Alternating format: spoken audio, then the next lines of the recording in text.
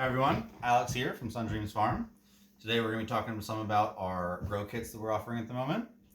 So right now we have a lion's mane grow kit, a black pearl, also known as a black king, and piopino, sometimes called a black poplar mushroom. Now our kits are all going to come in these boxes.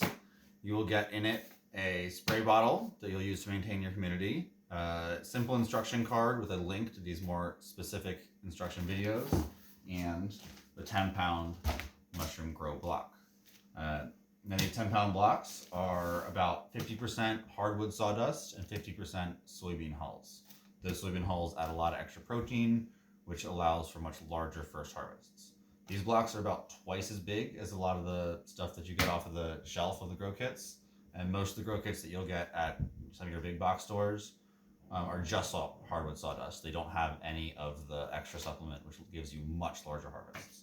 Because these are the exact same blocks, same recipe, same species that we grow on our farm, we offer to you to grow at home. To grow these at home, you don't need any special supplies. Like I said, you get your mister bottle to maintain humidity. You can go as deep down the rabbit hole as you want in ways to maintain humidity. You can build what they call a Martha tent or a shotgun fruiting chamber. If you happen to live somewhere where the climate is really conducive to growing mushrooms outside, then you can just stick this in a shady spot outside and they will probably do very well. But our instructions are really tailored towards growing at home, on a kitchen countertop, just anywhere you want. The only important part is that you maintain a temperature below 70 degrees. The black pearl is a little more picky. They like it a little cooler. 65 is great. Less than 68 is really ideal. The piopino and the lion's mane can tolerate warmer. 75 is fine, but 70 is really ideal. Any of them, if they go over 85 for any period of time, the mycelium will be severely damaged. You don't ever want to do that. Don't leave it in your car. Don't leave it in a hot window. And never leave it in direct sunlight. That's going to make a greenhouse effect in the plastic, and it's going to get way hotter in here than it is in the ambient temperature. So that's the most important thing, is never store your block, your box, your mushrooms, anything in direct sunlight. That being said, once you harvest, if you store your mushrooms in direct sunlight, they actually make vitamin D. So do store them in direct sunlight for like 20 minutes before eating them, and you will get extra vitamin D in your diet. I digress. The mushroom grow kits. They are half soy hulls, half hardwood sawdust. All of these mushrooms in the wild will be found growing on trees. Most of the cultivated mushrooms that you get in the store, portobellas, creminis, button mushrooms, those are all actually the exact same mushroom, all grown on compost.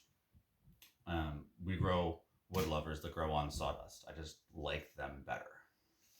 So these grow kits, when you receive your kit, first thing you're probably going to want to do is open it. You'll see your instruction card, your spray bottle, and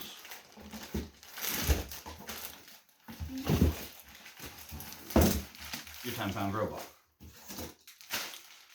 In this grow block, like I said, you're going to want to store it out of direct sunlight. Room temperature is great.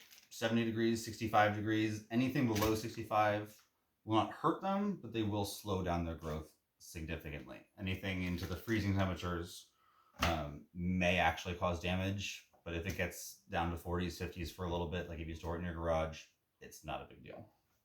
So once you get your kit, I like to just take it out and inspect it. If you see any signs of anything but this white growth, that's bad. The white growth is the mycelium. It's like the root underground vegetative body structure of the mushroom.